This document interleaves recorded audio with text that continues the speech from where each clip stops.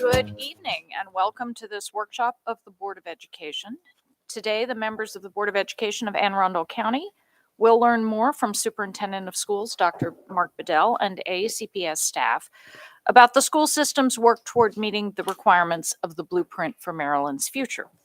This workshop is open to the public, however, there is no public testimony. Tonight's workshop is being broadcast live on ACPS TV, which can be found on Channel 96 on Comcast and Broadstripe, and Channel 36 on Verizon. High-definition broadcasts can be seen on Channel 996 on Comcast, Channel 496 on Broadstripe, and Channel 1961 on Verizon. It is also being streamed live on ACPS YouTube channel. Thank you for joining us. Good evening, Dr. Bedell. All right. Thank you, Madam President. We are happy to be here tonight to discuss our work related to the blueprint, and proud that two members of our team from whom you will hear tonight are two of the state's leaders in this work. So at this time, I'll turn it over to Matt Stansky, our acting Chief Operating Officer, and Dr. Shannon Pugh, our Blueprint Implementation Coordinator and Director of Community and School-Based Programming, and we'll take you through this slide that you will see here on the screen. Thank you. Good evening. Dr. Tobin, Mr. Silkworth, Dr. Bedell, and members of the board. For the record, my name is Shannon Pugh. I'm the Director of Community and School-Based Programming, and I serve as the Anne Arundel County Blueprint Implementation Coordinator. And good evening. For the record, Matt Stansky, Acting Chief Operating Officer. Hang on. There we go. Okay. All right. So about 1 year ago, we came before you to give you an update on where we were with Blueprint and the initial implementation plans within Anne Arundel County, including the requirements. And so we come before you right at a year later to give you an update, to review the goals and requirements of the Blueprint pillars, review the progress AACPS has made so far in relationship to the pillars, and to clarify the process for the creation of and next steps in the Blueprint Implementation Plan Submission 1. I think it's important to quickly just remind the board of the purpose of Blueprint, which was really to create a world-class educational program and organization in Maryland that ensures that no matter what student's background, be it race, gender, socioeconomic status, that they will graduate from high school in Maryland, college and career ready, and compete in a really a global economy. So we're going to start off with Pillar 1. Give you an update. This is our Pillar 1 is early education, and so again, just a reminder to the board that part of this pillar is to help eliminate the opportunity gap by the time students enter kindergarten by expanding early childhood opportunities for specifically 3 and 4-year-olds to provide full day pre-kindergarten for all those who choose, and that's the important optimal word here, to choose to avoid or give themselves the opportunity to enter pre-kindergarten. This is income eligibility is required here, so it is free pre-kindergarten for any student who falls in Tier 1, which is obviously income eligibility along with special education or IEP, and then or students whose English is not their first language spoken at home. There's also other goals in this pillar, which include expanding Judy centers to provide those wraparound services for our youngest learners and families. And the goal there is to have one in every Title I school in the state of Maryland. So obviously, every Title I school here in Anne Arundel County. Obviously, given the feasibility of space constraints, and also encouraging our community and nonprofit partners to apply for what we call PADI centers. And again, these would be regional programs to again provide social services to those families. Milestones and deliverables to date. The beginning in fiscal 23, districts are supposed to have at least 30% of their private or of their pre-kindergarten available slots be made available by private providers. And the law does allow for districts to apply for a waiver if they did not hit that target. To no surprise, probably to anyone in this room, we will not hit that target this year. We do have 2 providers that are providing, I believe, 80 seats for us this year. And so, but that is certainly not 30%.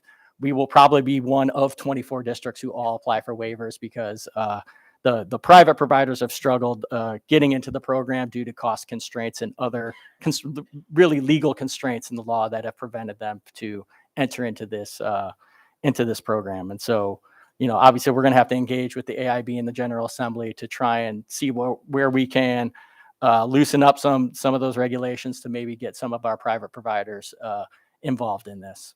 I think the other one important part to note here in this slide is the requirements for pre-K teaching assistants. So by fiscal 26, all pre-K TAs must have at least a child development associate certificate or an associate's degree.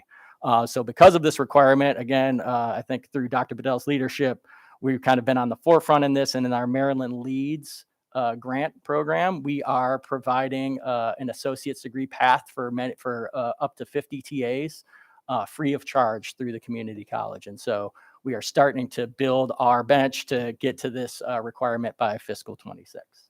Okay. So we are especially excited about the opportunities to expand pre-K. So all of our work here is really embedded with cross-references to the Joint Commission to Eliminate the Opportunity Gap. And we do know from national research, this is also within the Kerwin report, that full day pre-K, especially that is based on play-based learning, is especially advantageous to our students from lower economic backgrounds. And so we know that they will benefit from a pre-K experience. What you see on the slide right now is where we are with our student groups by race as far as kindergarten readiness over the last several years. So as we move forward, the research shows that students who participate in pre-K in Maryland as well as in Anne Arundel County do have higher score performances on the KRA when they go to take the KRA beginning of kindergarten. So I want to talk a little bit about the expansion we have been able to do this year with full day pre-K. So what you see on the slide here is last year compared to this year. So last year we had 73 full day pre-K classrooms in Anne Arundel County, and this year we have 105. So how we were able to get there, you can see the next piece over. Last year, we had 30 half-day pre-K 4-year-old classrooms. So we have transitioned those as well as 2 others from being full half-day to full day for our 4-year-olds. I know that many members of the board have been in our 3-year-old full day pre-K classrooms, and I have been in several of them. They are so excited. They are playing. They are interacting with each other. They're building those dexterity pieces of their hands as they engage in the cultural arts. But I will tell you that those teachers are probably the most tired teachers in Anne Arundel County Public Schools, as they have 23-year-olds that they are working with for the full day. And so we're very excited, though, when we do go in there. We are the leader in the state regarding the expansion into full day pre-K, and we are one of the few that have already started the 3-year-old pre-K, and we were able to do that through ESSER funds. Just to look at the number of pre-K classroom teachers that we have gone from 88 to 105 within our county between last year and this year. All right, pillar 2. So high quality and diverse teacher and leader goals. So essentially the goals here in pillar 2 are to create great teachers and great leaders in our schools, and to create a compensation structure and really kind of a structure in a school that lends itself to allow teachers and faculty to remain in the school, to garner additional leadership opportunities, and to garner additional compensation for those leadership opportunities. And so goals 1A and 1B are sort of combined, and that is, creating a career ladder that incentivizes national board certification. So remember, the blueprint does incentivize national board, and elevates the compensation of the teaching profession to those of other professions at the same level of education. So think accountant, engineer, things like that. And then also, really mandates us that we create other career ladders and salary scales that adequately compensates other educators and staff for their work and contribution to AACPS. We have to redouble our efforts on recruiting and retaining our highly qualified and highly effective, diverse individuals, and get them into the teaching profession. We have to restructure the work time for teachers in schools to allow teachers to collaborate, engage with their colleagues, work with students in small groups, for especially those that are struggling. And so this will be obviously a shift in how we sort of operate within the school day. And then our new professional development system has to be aligned to the national board standards and teacher evaluation system. So where are we to date? This fiscal year, educators who have met the definition of the nationally board certified teacher have received their salary enhancement as mandated by the blueprint. Next school year, next fiscal year, we do have to provide evidence that we have given our teachers at least a 10% salary increase between fiscal 19 and fiscal 24. So to date, we have done 7%. Reminder to the board, that's only COLAs count towards this enhancement. And so we've done 7% to date. So we'll be mandated at a minimum to do at least 3% to meet this requirement for fiscal 24. And then obviously the big one that we'll be working on with our partners at TAC and AEL is obviously the creation of the new career ladder, which must be implemented by fiscal 25 or July 1st of 2024. And we will have to have that in place by the time we institute our next round of our implementation plans. Okay. So here in AACPS, we have a very strong national board certification program. We are second in the state by numbers, and we are 11th in the country. I do want to point out, I haven't done the math though, but number 1 in the state's Montgomery County, who have a lot more people. So we probably are first, at least per capita. I'm a little bit competitive, as I know Dr. Bedell is as well. And so with that, so as of last week, these are the numbers that we have up here on the screen. I say last week because Saturday morning was the release of everyone who has recertified. So that was the announcement on Saturday morning. So teachers went in, clicked something from National Board, and it fireworks if they've achieved. And so this is from last week, but you can see that we have opportunities for almost every teacher in Anne Arundel County to receive national board certification. It is worth noting that in the world languages category, only Spanish and French teachers do have the opportunity for national board. In case you're wondering, that leaves out our teachers of Chinese and German and ASL. So the state knows this is an issue and has been working and advocating that the national board add in other opportunities for there. The law does allow for if a teacher does not have the opportunity to get a national board certification because there is not one within their subject area, that they can get a master's degree, and that would be the equivalent. So we are working on that to see if we can support those teachers getting master's degrees in Chinese or German until we can figure out other pieces from there. Okay. So a couple of the things to highlight for our progress in Pillar 2. First of all, I talked about National Board. I cannot speak highly enough of our HR office under the leadership of Mrs. Kutchis, as they really do support National Board around the state. Many counties have reached out to us in order to replicate what we do to supporting our teachers in the process. And so we are expanding our support there as well within our own county. We have about right at 300 teachers who are going through the process this coming up year. So very excited about their journey as they go through there. I do also want to highlight that part of Pillar 2 was for our county to do a study of ourselves and our hiring practices related to diversity in our workforce. That report is available on our website, incidentally, but I want to talk just a little bit about the diversity within our workforce in Anne Arundel County. And so as you can see here in blue, what we see is the percentage of our student groups in each demographic area that's depicted on the slide. And then we have provided the percentage of Unit 1, Unit 2, and Unit 6. And those units are intentional because they are built into Blueprint, because those are Unit 1, these are the teachers that our students spend their days with. And then we have leadership at school-based level and then at district level. So you can see that we do have some work to do in order to make sure that our students see themselves and have teachers who look like them, as well as other experiences to have teachers of a wide variety of backgrounds. We do see some great trends, though, as we look at racial diversity in our new hires. This is specifically for Unit 1.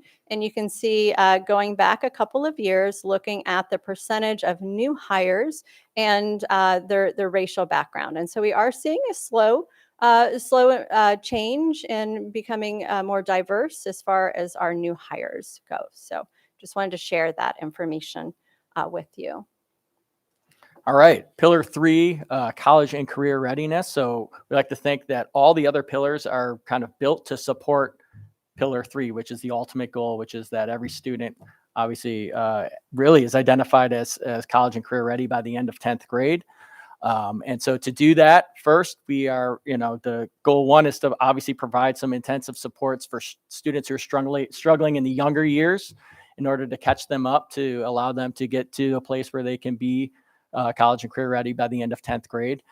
We have created a monitoring tool, which was mandated by the law for 9th graders to ensure they're on track to be college and career ready by the end of 10th grade.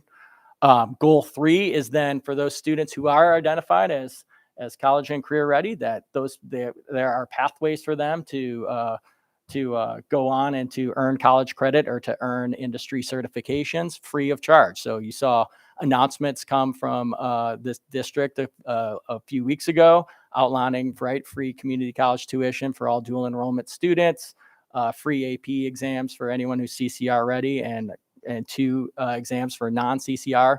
So those pathways are beginning to be built. They are required, starting in fiscal 24, to be free of charge for any student who is deemed CCR identified. Currently, that CCR identification is MCAP scores and SAT scores. Obviously, the state is conducting a study and ultimately will determine what metrics can be used to identify a student as college and career ready. But regardless of that identification, once they are identified, any pathway that a student chooses will be offered to that student free of charge for them to complete. Sorry. Back, sorry, real quick. And then goal 4 for the non-CCR students, the blueprint also requires that the district provide structures to get them the support they are needed in order to become CCR. And we are also mandated to work with our local community college to create those structures. Just to, we're acronym heavy industry, and we're acronym heavy here in AACPS. And so just wanted to make sure folks knew what the acronyms were. So CCR is obviously College and Career Ready, CTE, Career and Technical Ed, TSI, which is Transitional Supplemental Instruction. And so that is the tutoring program we provide kindergarten through 3rd grade. AP is Advanced Placement, and IB is International Baccalaureate. Milestones to date. So we have tutoring that has been provided for the last 3 fiscal years, and will continue until fiscal 26 through funding. And that is again focused on our youngest learners, grades K through 3. I've mentioned we've already begun to implement the 9th grade tracker and monitoring system. And then next year will be the work with the community college to build those pathways for students who are not yet college and career ready identified. So we've made lots of progress on Pillar 3 goals. So just to highlight just a couple of them, Mr. Stansky mentioned the removal of tuition for some students through our CCR plan, as well as AP and IB and industry certification exams. Want to highlight the focus on our youngest learners, TSI, so transitional supplemental instruction.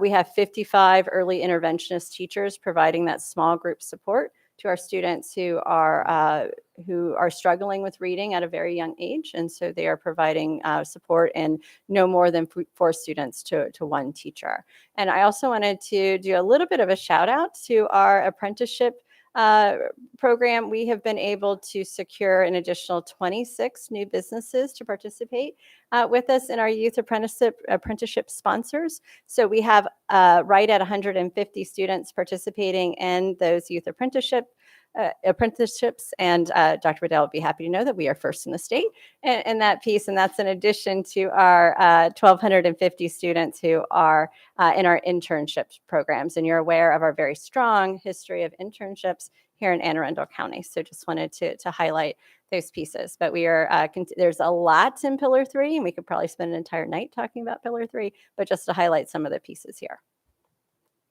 All right, Pillar 4, more resources to ensure all students are successful. So this is really a twofold goal, right? One is to make the pot of money larger for each district, but then to make sure that pot of money gets to where it's needed the most. The 3 goals here, and we'll talk a little bit more about that in Pillar 5, but the 3 goals really here is creating robust social and emotional supports for students to make sure that barrier is removed so that students can focus on instruction on a daily basis. Creating strong community schools. So again, to provide those wraparound services for those students, especially going to school in high concentrations of poverty, to again, break those barriers down to ensure that instruction can happen without interference. And then really designing a human resource structure to ensure that novice teachers don't get concentrated in our highest need schools. So this is really structured to get our best and brightest teachers where they're needed the most. And so that's really the 3 goals outlined here for Pillar 4. So milestones to date, we've started the community school program starting in FY20, and this will go all the way into FY32. We're currently at 65% or more poverty is now identified as a community school. For fiscal 24, it will be 60%. We have now employed a behavioral health coordinator, so each district is required to have one. We have one of those. And then the per student amount for special education, for compensatory education for English language learners will be increasing on an annual basis moving forward. So I want to talk about our progress in Pillar 4, and Dr. Tobin has certainly been in rooms with me or on Zoom calls, as I am very passionate about our community school program. And so as you see the rollout here, beginning as Mr. Stansky said, in fiscal year 2020, we had 2 schools. So those 2 schools were at 80% or above poverty. That is defined as a 3-year average of poverty. And then in fiscal year 21, we brought on 7 schools. This was in the height of COVID. And so so they actually came on later on in the year. And so we are working to develop those schools into amazing programs. In fiscal year 22, we had 3 schools join us. And then in fiscal year 23, we also had 3. We have been doing the preliminary math for the next round, which will be 60%. And we anticipate between 5, 7, maybe a few more, as we await the governor's budget in January that will actually identify those schools. So we are very excited about that. I want to talk about a little bit more about community schools. If you haven't been in on some of what we do in community schools. So community schools really focus on what happens outside the classroom that contributes to student success inside the classroom. And we know that students often have hardships outside the classroom that keep them from being able to perform at their best, but they also have a great deal of assets within their community. And so within our community schools, what we're really trying to do is connect families with resources that will help them thrive outside the classroom so the students ultimately can thrive inside the classroom. The legislation allows 13 wraparound services that we divide into 4 pillars here in Anne Arundel County. So starting at I won't go into all of it because I could talk for way too long, but starting with physical health, we, through community schools, all of our community schools have full-time nurses instead of half-time that's found in our other, at least elementary schools. This year, through the partnership with the health department, all of our grade 3 students are are part of a dental program. So they'll get the sealants and fluoride and all of those things. And all of our schools work very hard with working with providers to bring in resource fairs quarterly. This is a combination of working with the food bank. Also, Rotary does a really nice job of providing books at some of the distributions. We even have some health providers, the hospitals, health department come in to do vaccinations and to do all types of health checks. And so we really stress that, and that is for both the students and their families. In the social, emotional, and behavioral realm, this is where we're really leveraging the grant funding to expand our number of social workers. So 7 of our community schools this year have full-time social workers, and we will be expanding that each year as the schools get something called a PPA. We also have a couple of schools also chose to use their grant funding to hire additional counselors. We have 4 schools that are using their grant funding from going from a part-time psychologist to a full-time psychologist. And so really some really great opportunities to provide those social, emotional, and behavioral supports to our students and families that really need them. We do know from research as well that it's really the 2+ generational supports that make the most difference in our families. We follow the Aspen Institute does a really great amount of research and provides resources for 2+ generational supports. And this is where we are working with the Anne Arundel County Community College and offering English classes to our adults. We're offering basic computer skills classes, GED programs, all type of opportunities for our families, the adults in the family who would like to benefit from those types of growth within education as well as workforce development. We also can service the other side. So our toddlers, we put in the middle of this as well. So at community schools, we also spend a lot of time making sure that the 2-year-olds that are home have a lot of books and things that we're sending home for them as well. And then the next one is academic enrichment. We intentionally use the word enrichment, not remediation, not support, not a deficit mindset.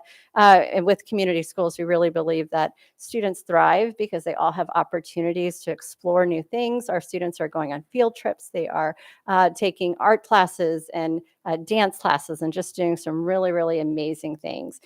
We have over 100 clubs going on right now within our community schools, and we do have the data that our students are showing up to school on those days. So we have attendance that's higher on those days, so we will keep building on that. So we're very excited about our community schools within Anne Arundel County. All right, everyone's favorite pillar, governance and accountability, right? Yes. No, we have 2 goals here.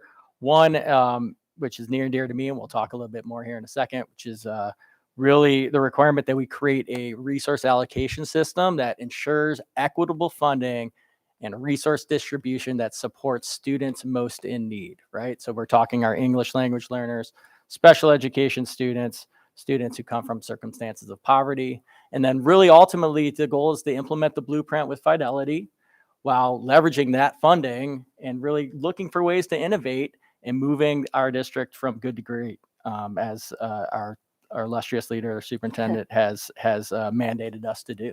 And so that's really our opportunity. While the blueprint is pretty prescriptive in how we need to get there, I do think there's going to be some opportunities for us to do some really interesting and innovative things if implemented correctly. All right, but let's talk about funding.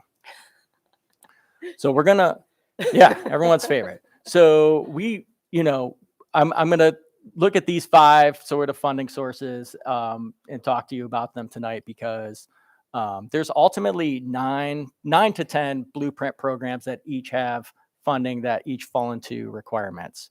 For the new blueprint programs, we are already meeting the blueprint mandate of money following the student to the school. So think our college and career ready money, think of our tutoring money, think of our concentration of poverty money, right? We get schools generate those funds. Those funds are going to those schools and being spent at those schools. These areas I want to focus on tonight because these are what we're call them legacy programs, right? These programs were around pre-blueprint, and they're also going to be around post-blueprint, and it's really going to be these funding areas that we're going to have to transition from sort of our old way of budgeting and allocating to the new blueprint mandate. And so if you kind of look at how our budget process works now, we get state funding for foundation, special education, compensatory ed, which is, again, that is your free and reduced price meal counts, your English language acquisition funding. And then we have our big pot of county money, right? Our $700+ million worth of county funds. That then, Dr. Bedell puts a proposal together. It goes to the board. The board, we analyze it and ultimately vote. Goes to the county executive and ultimately to the county council. And then that budget is ultimately approved. It's approved in those 15 state categories, and we move on and we implement. So, but for the most part, we have, like it says on the screen here, 100% flexibility with those dollars and how we want to spend them. So moving forward in blueprint, each one of these programs essentially is going to be treated like a grant within the unrestricted budget. And each one of these programs has to have a county match or a county component to it. So you look at foundation is built based on your K-12 enrollment counts. 75% of that funding has to go to the school that generated the enrollment, right? So if your school has 500 students, you get $8,310 per student. 75% of that has to go to the school that generated those dollars. 25% can still be flexible. We'll talk about that flexibility here in a second. But it still also has to be budgeted within those 15 state categories, right? Same with special education, same with compensatory education, same with English language learners. So what does that do to let's talk about the county money for the second. So what does that do? So right now, our county money comes in one big pot, like I said, $790 million, whatever the number is. And we have a complete flexibility. Now we have to have county matches for each one of these programs. We are what we consider a wealthier county compared to the state average. So that means for each one of these programs, our county match is going to be higher than the state money that we get. And so our now county other number is going to go from $700+ million to probably $200 million. And ultimately what happens is as these programs grow in the out years, that county other number is just going to get smaller and smaller and smaller to the point where now the county other number is just actually zero because all of our county resources are tied up in the blueprint programs. And current projections have that happening around fiscal year 28 for Anne Arundel County. For some districts, it happens sooner. For some, it happens later. So for instance, Baltimore City's already there.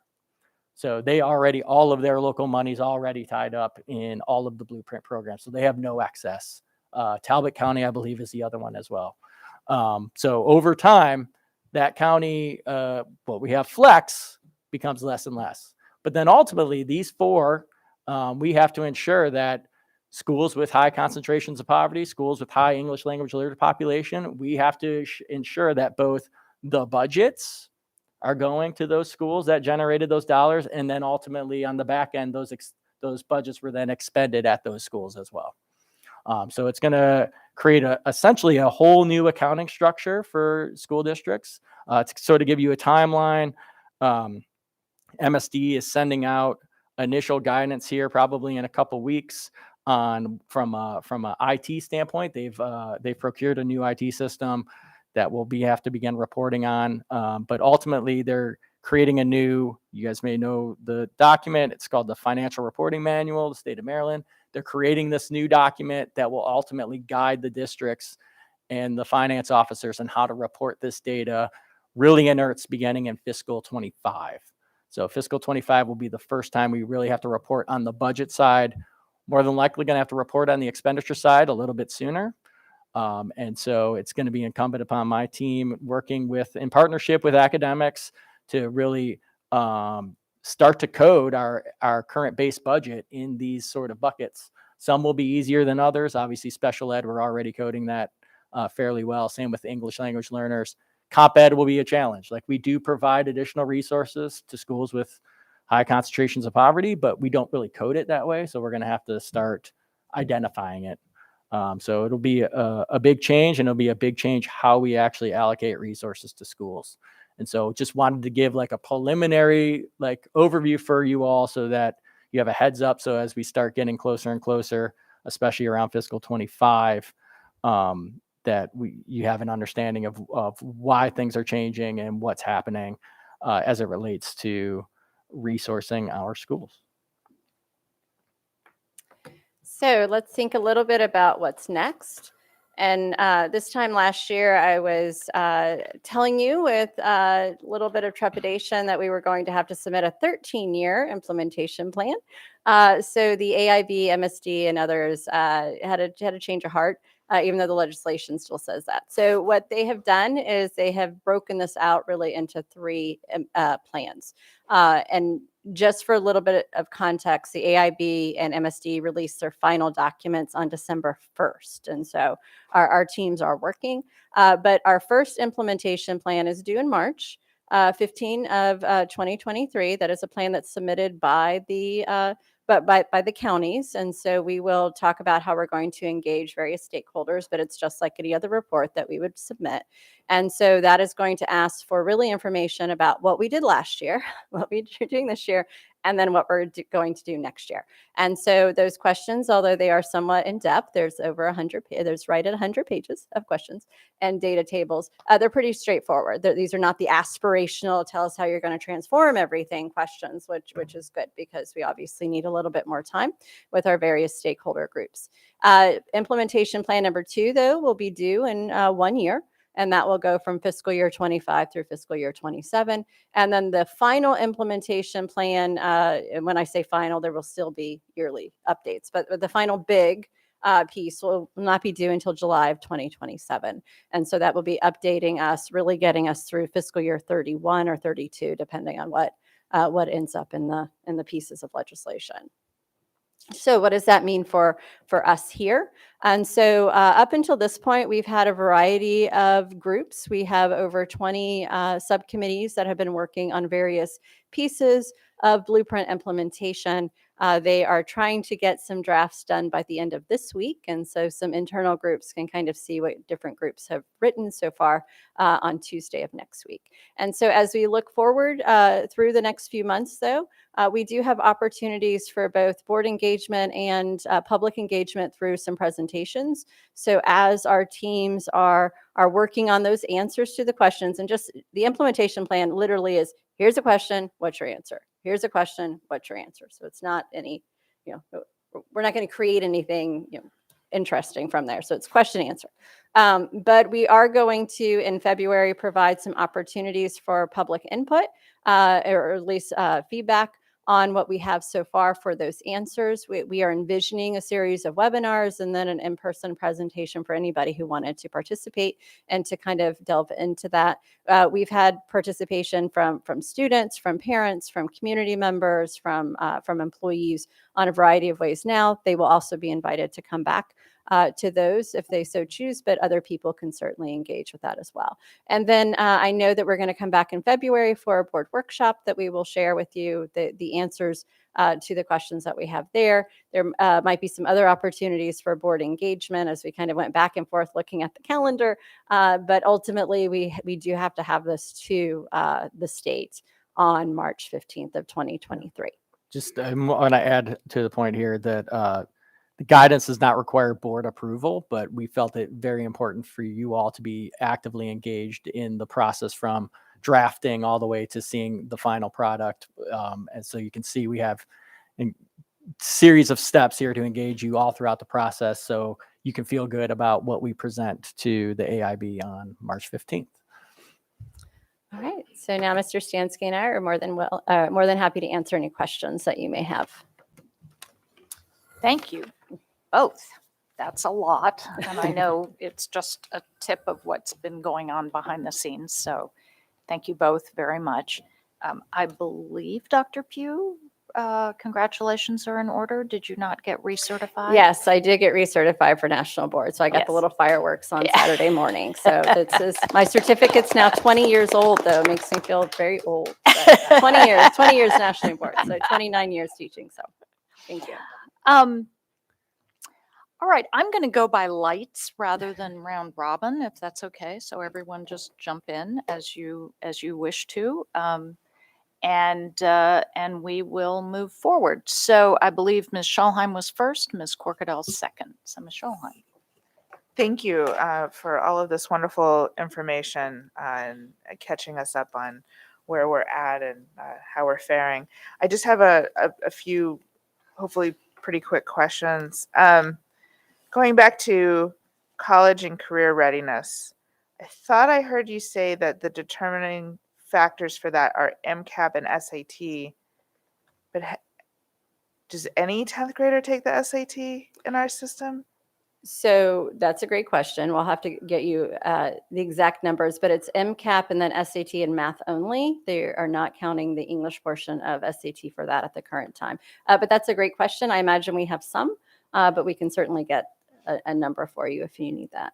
And I guess my follow-on to that is, does it have to be NCAP as the determining factor? So as of right now, it has to be MCAP. The state is engaging in some research to see other possibilities. In previous iterations of CCR here in Maryland, we were able to count SAT, AccuPlacer, ACT, a few other things. Those are not in the current law. And so we will see what comes up from MSDE and their research there. You know, based on recent conversations about the glories of all things standardized tests, I'm a little wary of that, but be that as it may, I thank you for giving us the information. Second question, community schools are only elementary schools at this point? No, so just as much more of a coincidence right now that they are primarily elementary schools, our two alternative centers, both Mary Mossett, J. Albert Adams, and Phoenix Academy are also community schools. Although we don't have the definitive list moving forward, we do anticipate probably 3 middle schools becoming community schools next year. There is a possibility under the new format of how we are looking at poverty as a state level, that it actually will also include some high schools as we move forward. Oh, wow. That's awesome. And then just really quickly, my final question. So it's more of a comment than a question because it's kind of both. Within that community schools model and all the wonderful components of that, you mentioned GED programs or getting that information to parents who might want that. I think that's fabulous. How are we getting that information? Like, you know, not everyone has a smartphone, not everyone has an email address, not everyone has a phone, period. So how are we really engaging to make sure parents have that information? It's just so critical. No, it's a great question, and that's something that we've really been struggling with is the best communication formats. So right now, all of the above, as far as information goes, what we have is a matrix with the community college built upon region. So we have Annapolis, we have North County, we have Meade, and now one of the Glen Burnie schools is in that as well. And so what we have is a matrix of when there are courses offered in different things, and then it's really up to the schools to communicate that information out. I will be honest that our most popular classes for adult learning, no matter what they are for our Spanish-speaking families, and we do believe that might be in some cases. We are also using some funds to fund a new position called a bilingual specialist, who those individuals are really communicating. They only have one school, whereas our bilingual facilitators have several. And so at those schools, we have seen an uptick in participation from our families who are primarily Spanish speaking. It is still a struggle. We're still working on best forms of communication. Any thoughts are appreciated, but yes, we do through phones, text messaging, Google Voice, depending on the school and the program manager of how they communicate with their families. Good old fashioned paper. We have some good old fashioned paper as well. So it just depends on the school. A lot of our program managers kind of do duty during dismissal. So they're out there seeing families, seeing parents, handing out things. Some of them, if you go through drop off, they actually have QR codes that are up there. No, not everyone can do that, but they can just snap the QR code and on their phone, they see whatever is happening at the school, whether it's offering a course, but it also could be a dozen of other things that our schools are doing. Well, this is an enormous lift, so I thank you both. I thank your teams. Thank you for being here with us tonight and for keeping up all of the moving parts and balls in the air with us. I know there are many. Thank you. Thank you, Ms. Corkadell. Thank you. I have a few questions. Why don't we keep with the community ones? I'll actually start with them since that's what we were talking about with Ms. Schallheim. So when I'm looking at some of these numbers here, so we have a total of 32 schools that are Title I, correct? So this year, I believe the number's down to 30 who are 30, 31. So those are not necessarily the same schools. What schools were removed? What schools were removed? Are no longer Title I. From last year to this year. Mhm. Mead Heights. I'll have to go back and look, but we removed 3. So one of the things to understand about Title I is there's a flat block grant amount, and we have been losing money. Anne Arundel County is not a poor county. And so the federal government gives the state a block grant amount, and then that is distributed to the counties. And so as the percentages of eligibility changes, and so schools can go on and off the list based upon their percentages. So I'm going off the 21, 22 list Okay. because I don't have the other lists. But when I'm looking like at my district, for example, I've got 2 elementary schools who are Title I. I've had Lothian and Tracy's. When I look at the updated poverty map that was provided by the state recently and released, we're the second largest poverty zone. And yet I have 0 community schools. How are we providing for those kids in the absence of this? Because, I mean, there's only 15 community schools right now, and I'm just looking at the elementary list, obviously, so I'm comparing elementary to elementary. So the expansion of those things, which you're telling me is middle and high school, not applicable. Because if none of the schools in the feeder system are in that category of community schools, then likewise the middle and high school, I presume, would not be eligible because they are matriculation of those children.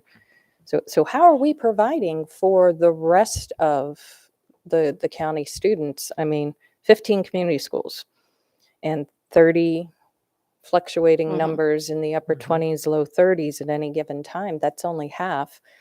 And I got to say, for like some regions, we're at 0. If you look at the county as compared to the concentration of poverty, I'm not seeing that being reflected. Can you maybe expand on that of how I mean, So I think it's important to note, the law is very prescriptive at the moment of how you become a community school, right? So you have to use farms data, the past 3 years. It's the average of your past 3 years farms data, right? Mhm. And so for fiscal 23, that threshold was 65%. So if you are a school that did not meet the 65% threshold, No, they don't. you do not get in as a 3-year average. You do not get any community school money. That threshold will move to 55% of, eventually. So it'll be 60% in fiscal 24 and then 55% in fiscal 25. Now, to your point, yes, MSDE conducted a study on poverty indicators, right? Big report in October, which could potentially have ramifications not only district-wide but statewide as to how poverty dollars are allocated. And so what the law contemplates is that MSDE has done the report. They have now submitted to the governor, and it will be up to MSDE and the governor whether they submit something to the General Assembly that changes how the concentration of poverty dollars are actually allocated both to district level and ultimately to the schools. And so right now it's just prescribed in law who gets concentration of poverty money and who doesn't. Correct. So I guess maybe my better question is, what are we going to be doing as the school district? I'd be curious to see in the coming months and years ahead to offset that, because just because it's prescribed and this is coming in, and I know there's all those defined buckets of money in those categories, we still have, those children still have a need, Right. and their need is great. And I know quantitatively, although some of the schools are not as large as some of the others, qualitatively and by percentage, we're talking about some pretty high, Yeah. Numbers. But that means that if I went by the 22 school year, there would be 2, 4, 6, 8. There would be like 8 schools that no longer under the 55% threshold. So there's going to be 8 schools that don't qualify at any level. And then at 65, heck, that's our half. Right. And so I think to pillar 5, for those schools that aren't concentration of poverty schools, but yet still have significant populations of English language learners or students who come from circumstances of poverty, we're going to have to show that we're providing them those resources that are outlined in the bill. So they still will get additional resources. They just won't qualify for the concentration of poverty resources, but they will still get the additional funding that comes with compensatory education, that comes with special education, that comes with English language acquisition. And so And- we'll be mandated to resource them as Corcadell at a higher level than they are currently resourced. So if the county is in the other category and those numbers are diminishing specifically to the others, would they be captured in those budget categories? Yeah, Yeah, absolutely. it's just the difference between Absolutely. the state contribution and the other, but it would be made clear to the county that this is still required, right? Absolutely. Okay. All right. Just And making even sure, I'll- 'cause and- it's very frustrating. It's like how many Yep. different versions of definitions can we come up with, and none of them align to equate to helping all the kids that need help. Yeah, interesting. Moving along though, really quickly, for the English second language buckets, when we're getting that for the schools, specifically for that, is there a certain percentage of English language learners that have to exist in that school?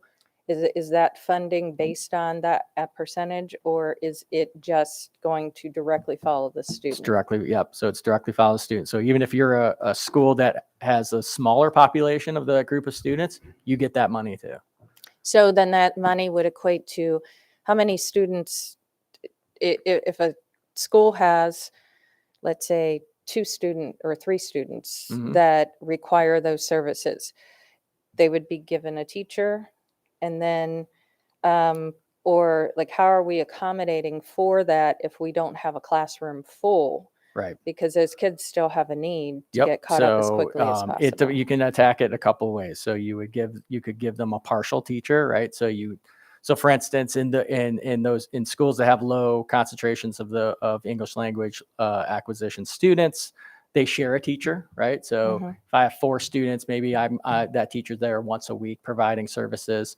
Or maybe there's a after school program that you want to use your English language acquisition money just for those students to get the services that they need. So it will really depend on the level that those students are at too, right? So it's not just that they're identified as English language acquisition. It also depends on the level that they're at. And so if they need more services because they're at a lower level, then they'll get lower services. But the law contemplates so right now, an English language acquisition student generates 100% of the foundation. So that means 8,310 times 2.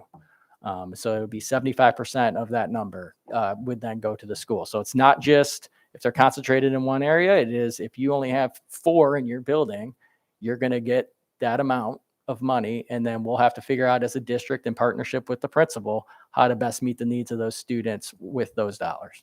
And just really quick, refresh my memory because I should know the answer to this. I'll just say up front.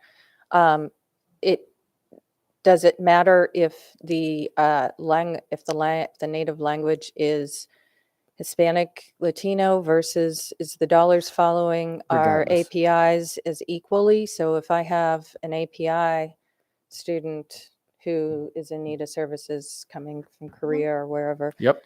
Same money. they'll be treated equally Yep. in It's funding the and same dollar otherwise. amount. Yes. I think that's important to note because we hear not in large quantities, obviously, like a Howard County and would I be, think but yep. we always hear that we're not providing well for our APIs, but some of that is a quantitative. So it sounds Right. like this is solving some of that problem or Mhm. challenge. And or I it's not a think- problem, it's a challenge. But right, it's important to know that's always a point in time with funding, right? So it's as of October 30th when it comes to English language acquisition students. So as we add throughout the year, we'll have to be flexible in serving those students, but it's that point in time, and October 30th is when. But yeah, regardless of what the language is, that generates the same dollar amount. And then just lastly, really quick on our pre-K programs. Do we know where we are planning the expansions, or when would we be able to have an understanding of when our GD Center expansion locations would be provided for? Because usually when we plan on expanding and we're in multi-year programs, there's like a magic list. Is that something? So we did have a subcommittee work on a list of next good spots for Judy Centers. Of course, space is always an issue. Judy Center grants are funded by MSDE, but not for any capital pieces. So not for the space, not for portable, not for any of those pieces. So we do have many members of the teams are from logistics and others who are looking at those possibilities. We think we have perhaps 2 locations that we might want to apply to expand to next year. We need to see a little bit more of some of the details of those pieces. The law does envision Judy Center expansions being in schools that qualify for Title I. I do think it's important to note that under federal law, qualifications for Title I is 75% or above in poverty, and everything else that any other schools that we are able to service below that is up to the county discretion of how we're able to include those other schools. So as we're looking at that 75% or above for the expansion or to meet those federal requirements for Title I. Do they qualify for the for general facilities? So we can include them in our CIP. They just are not part of the Judy Center grants. Funding, correct. Yep, And correct. And then do we have an understanding of how many students roughly that would be considered appropriate to serve in our Judy Centers compared to, because I saw the teachers and recruitment when we fully implement in, 2026, our FORS program, which is fast approaching, I'd say. And then 2032 is the 3s, and that's obviously a little longer term. And the terms and conditions by which we recruit will it always changes every decade. But for the 2026, do we have will we have a good understanding of, do we know what our delta is yet? Do you wanna do Yeah. that? So, as I said last Wednesday, when I believe Ms. Dent asked this question, it is one of the most difficult things to project because couple factors. We have it's non-compulsory, right? So we have choice, and we also have income dependency as well as to whether you qualify to be in the pre-K program or not. So we are currently using our kindergarten projection as sort of a rough barometer, but I think until we start to kind of begin that expansion, we won't really have a good idea for another year or two is about where in the pockets of the county is the demand and the need there that then can help us identify from a facility standpoint what makes the most sense both for a pre-K expansion as well as possible location for Judy centers.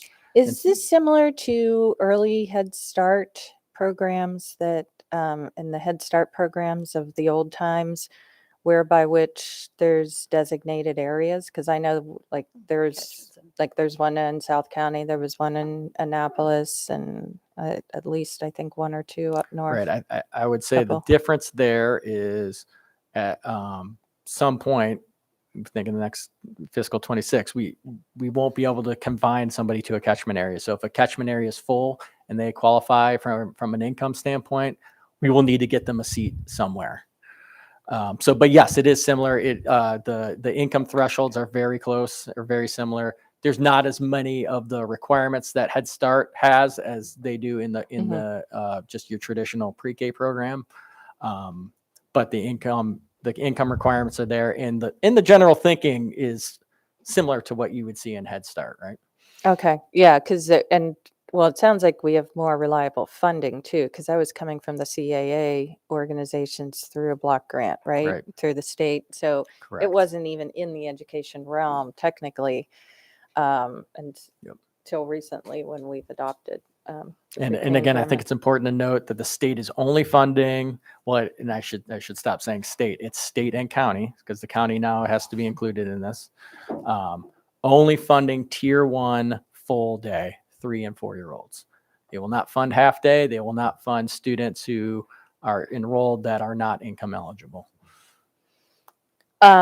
So lastly on this, have we defined the regions for the Patty centers yet? Because I saw that we were going to do it by region. So a couple of things, and especially for those who might be watching at home, I think Patty Center is a new term. So just to go over the difference between a Judy Center and a Patty Center. So a Judy Center is part of a school system. So the school system applies for the grants for the Judy Center, and in Judy Centers, we do have coordinators who work with families, primarily from low income, to help with some of those wraparound services from their students or their children from birth to age 5 in a Judy Center. A Patty Center is different. A Patty Center is a community-based program. So the school system doesn't really have anything to do with it except to kind of nudge our community partners is, hey, this is a great opportunity. If you would like to learn more about opening up a Patty Center, they do provide very similar resources, wraparound resources to families, and that's birth through 3. We do have one Patty Center in the county right now in the Mead Feeder that's associated with Kingdom Care Church. And so, but Patty Centers are a great opportunity for community organizations and others who might be interested in starting a Patty Center in a church or other type of piece. So outside of letting people know about the Patty Center opportunities and letting them know that their individual organizations or agencies can apply for the grant through the state, there's really no other big role for the district to play except to just encourage them, hey, we have one in West County, we would really like one in North County, or we really like one in South County. So that's that piece there. So just wanted to clarify the differences because we have a new name there with Patty Center. Yeah, and so something like the Severn Community Center that we just gave permission for the lease for would be a good location would be your type of center or equivalency, because Kingdom has set up well, actually a little bit bigger even, and a little more robust. Okay. If I could interject, if you have additional questions, if you could get them in later, No. because I've got a bunch of other lights here. So That we was need to get that moving. was it. I was yeah, Okay. usually we were only doing like 2 at a time to make sure it doesn't happen. But Well, initially I had almost no lights. So I I have no more Alrighty. questions. The good news is. okay, Mr. Silkworth. Thank you, President Tobin. So we are on a journey.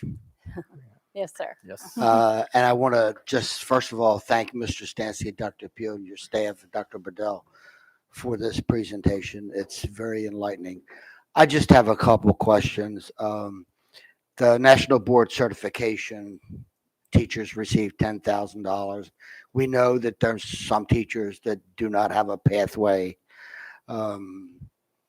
Guidance counselors, I believe, also do not have a pathway.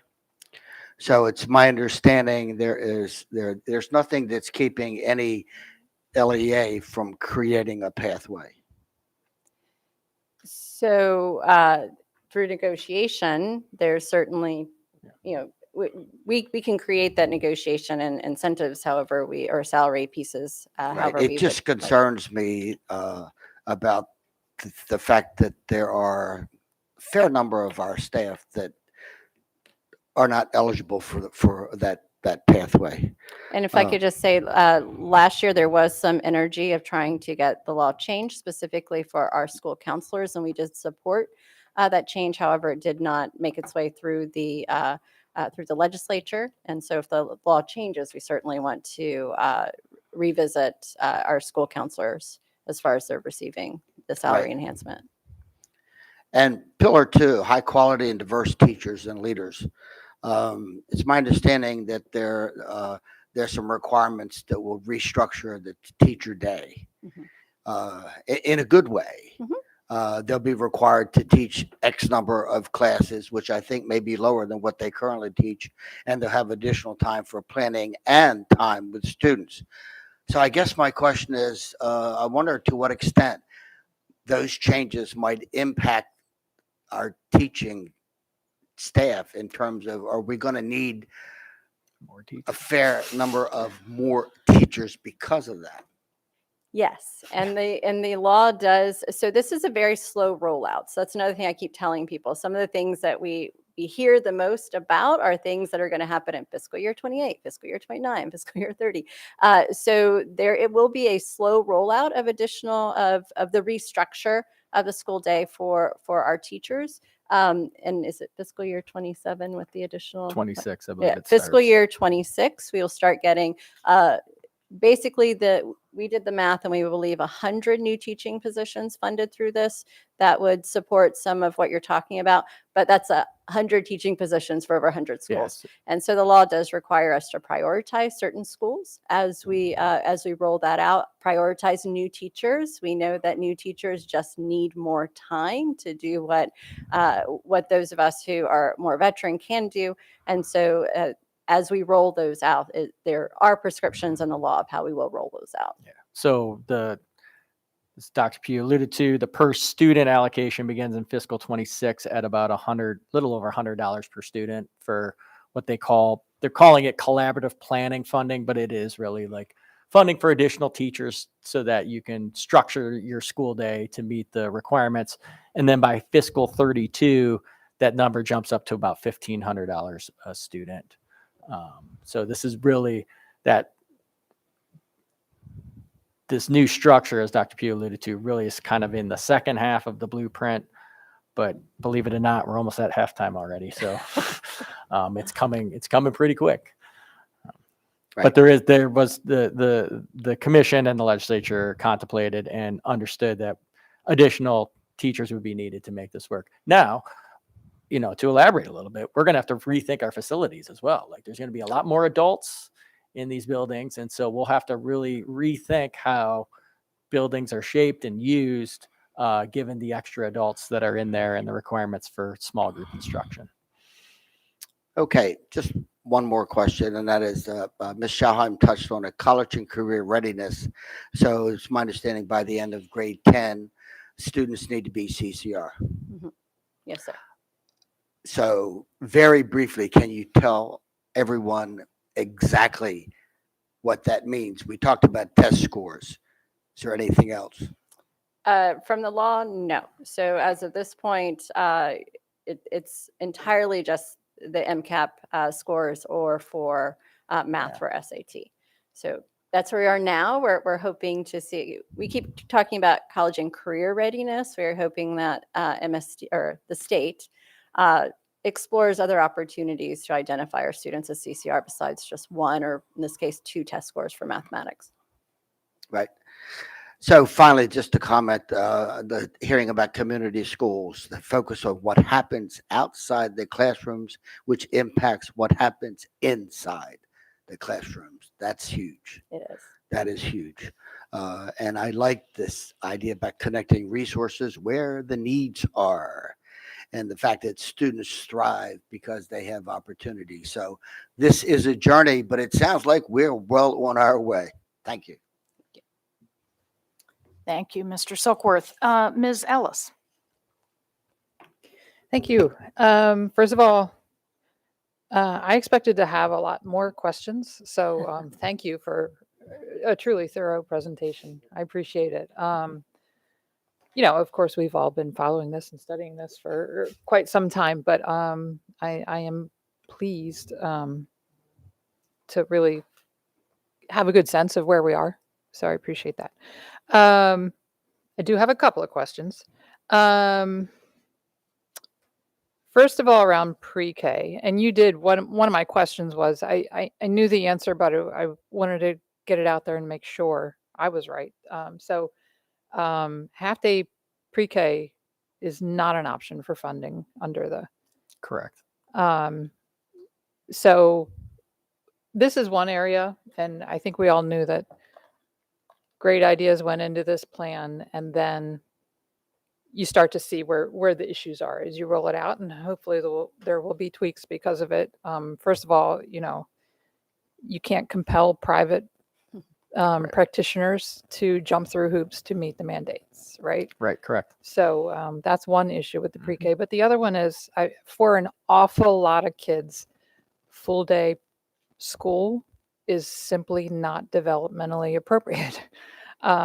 It's full day school for very young children can be very, very physically and emotionally taxing doing that 5 days a week. So I am all for providing that opportunity where there are a lot of families who do need that.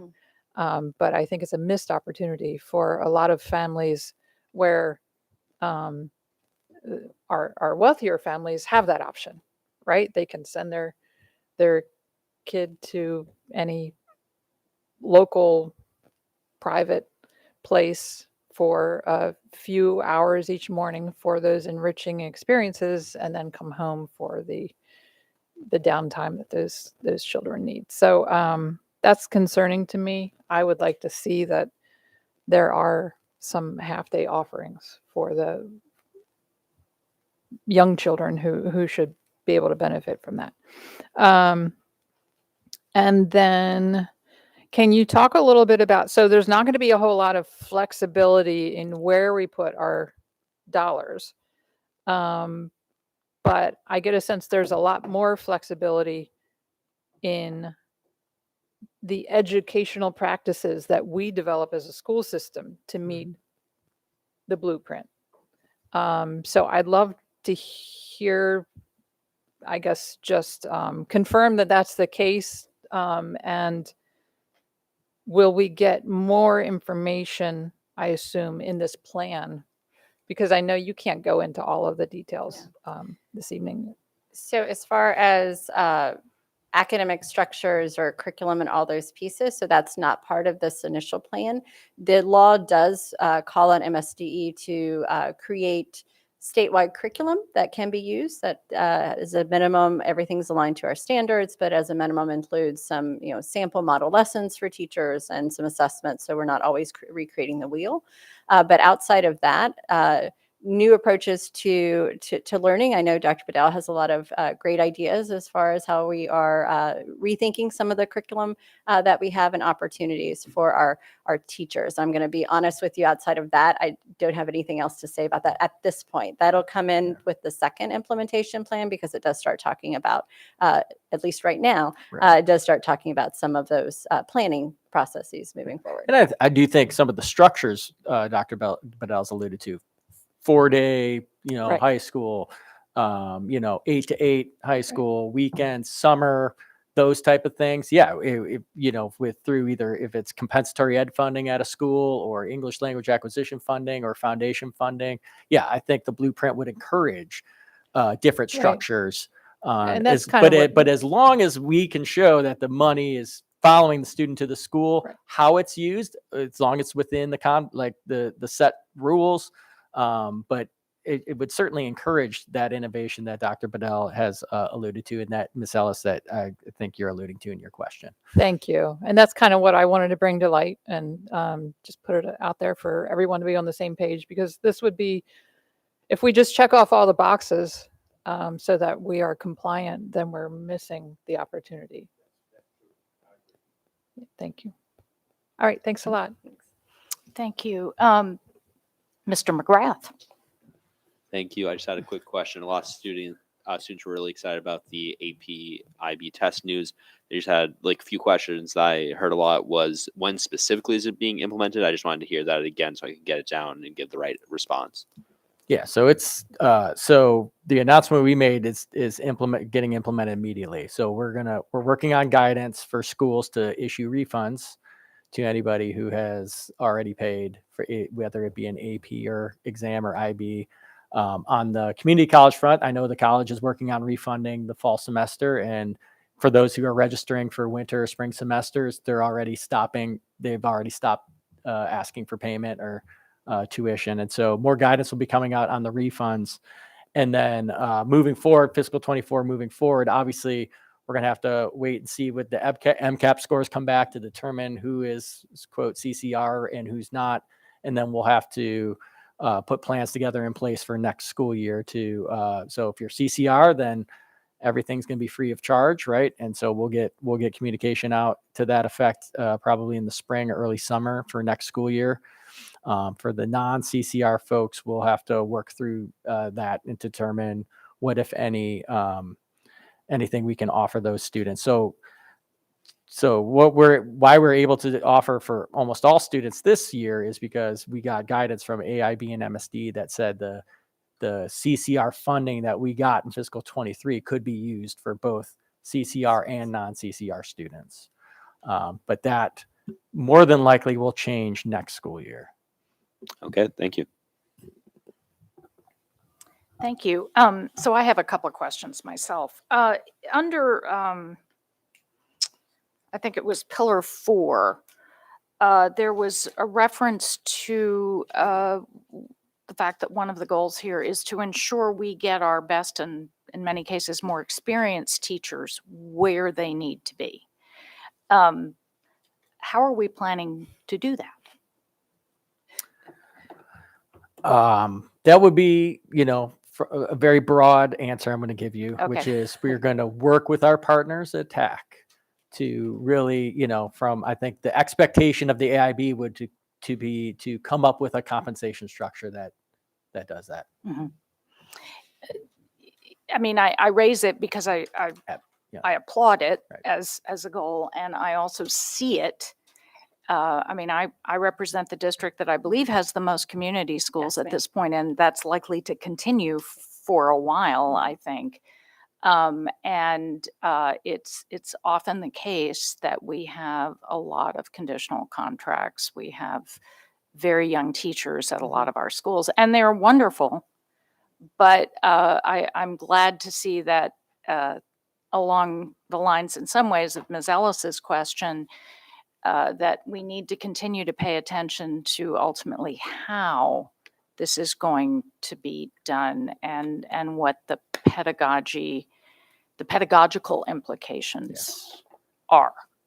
Yeah, ultimately, and Dr. Bedell could certainly talk to you about this better than I can, but you have to create a support structure and a compensation structure that really allows your best and brightest to want to go to those schools. But that is much easier said than done, right? I mean, it is some of the hardest work districts have to do, Right. Because of just of extenuating factors that really, people choose to work where they choose to work for a variety of reasons. And so to get them to choose to go to those tough schools really necessitates a need for a restructure on how we support and compensate folks who work in those schools. And I would say that that's definitely part of the formula.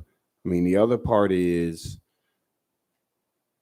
building leadership. I mean, I've said this about a middle school. I think I shared this example before in Kansas City.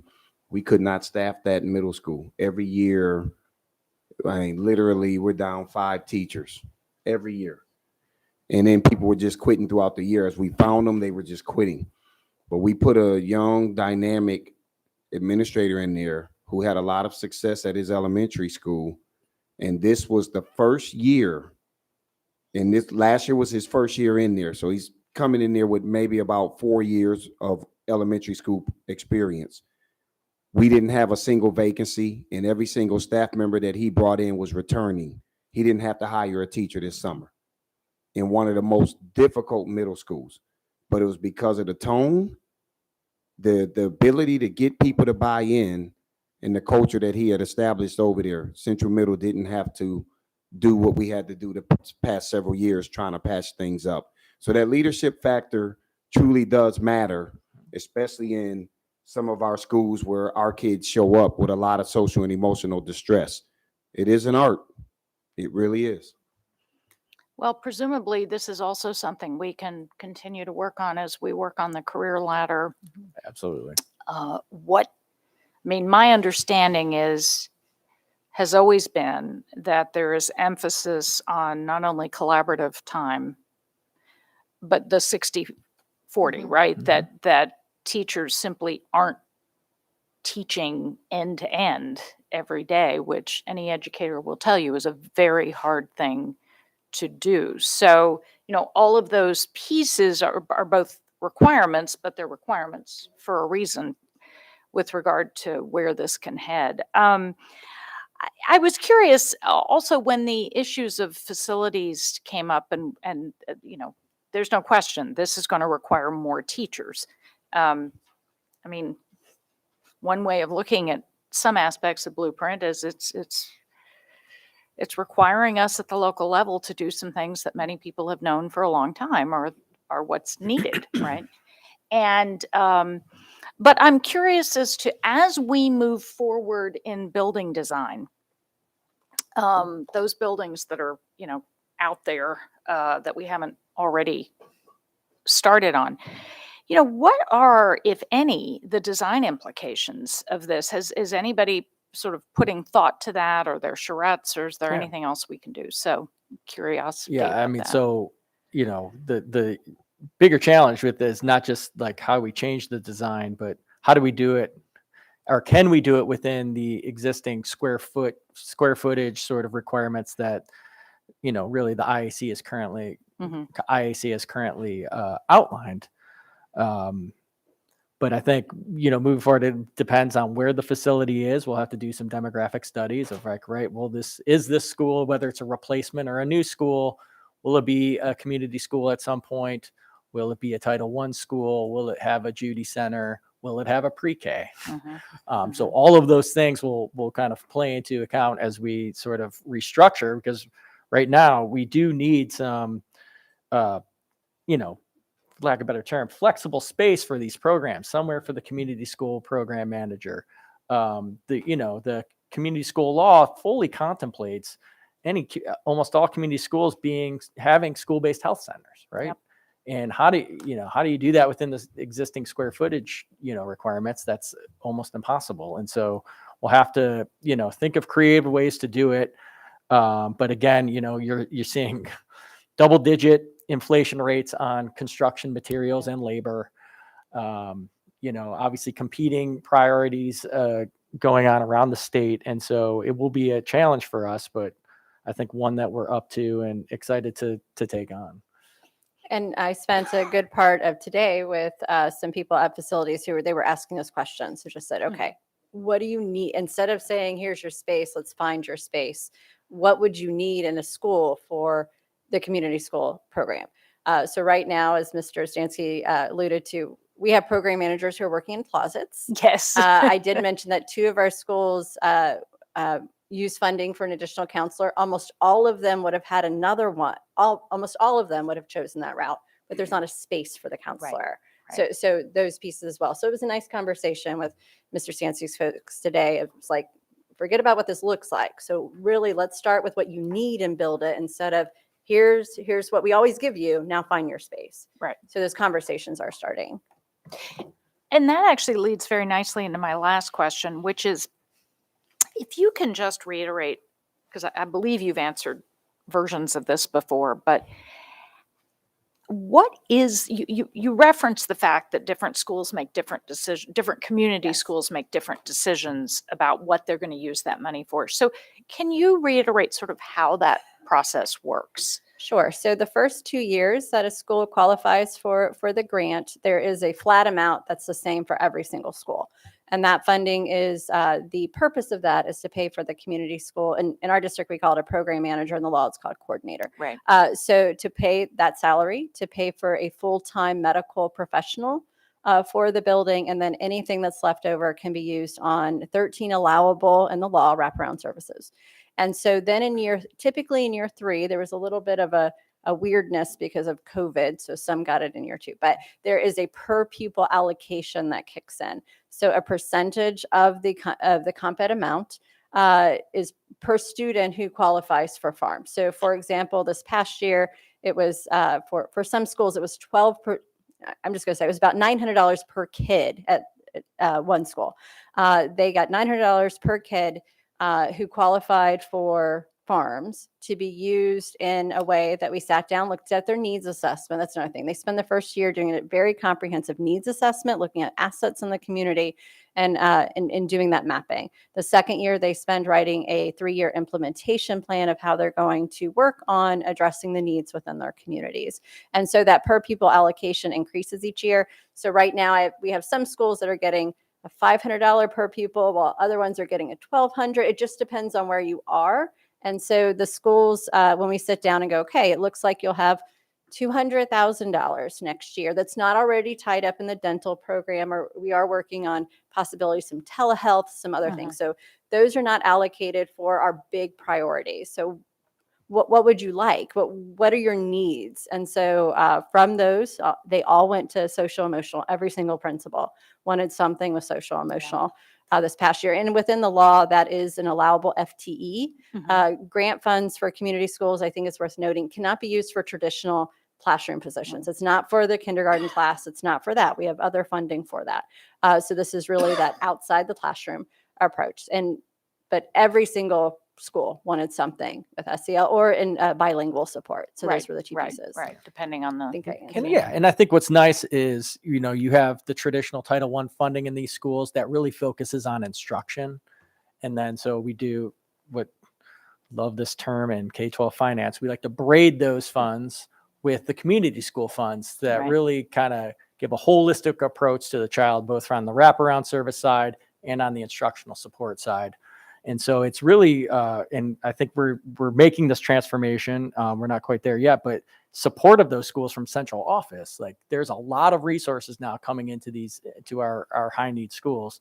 And, how do we support those schools differently in the central office to ensure that the sort of the bureaucratic paperwork and like compliance requirements that come with all of this grant funding that is minimized and that really then those folks in the building can just focus on instruction and focus on wraparound services. And so I think it's been a good opportunity for us to kind of rethink how we are supporting these schools, especially the ones with really the highest needs and in need of the most attention. And a very simplistic example just of the braiding. So And Title I funds a lot of summer school programming. And so community schools are then going in and doing the afternoon club. So it turns out to be a full day experience for students. So it's a very simplistic example of that braiding, but I think you get the idea of the opportunities there. There's lots and lots of laws with Title I. There are laws and rules with community schools. There are, but they're not as stringent as the federal requirements. So it's a nice opportunity to do that braiding. Well, another way of thinking about it is leveraging each other in some sense Yeah. to amplify both sides with the other. Well, thank you for that. I also want to give a quick shout out. You mentioned using the resources from the organization I spend a lot of my day job working with, which is the Aspen Institute. So I'm glad that that those resources, because I do know they're extensive Yes, they are. and there's been a lot of research. I see no more lights. So I want to thank you both and your teams. I know that you are highly regarded around the state for the work that you're doing. And we're very grateful as always. And it's nice to know that we're in such strong, I'm quite amazed by the fact that we're 11th in the country for NBCTs. That's pretty remarkable. We're given- working on going up, Dr. Bedell. We're working on going up. Given that we're the 36th largest district at this point, and so we're punching above our weight in that respect.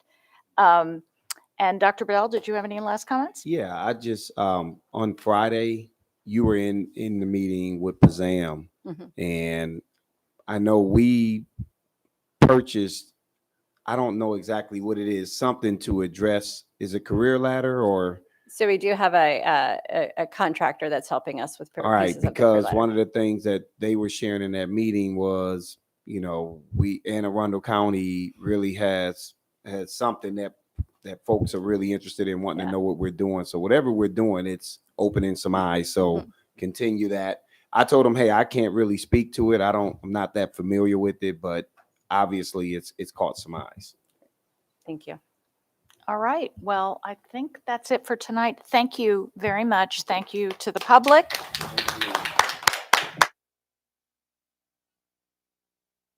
I guess. Thank you.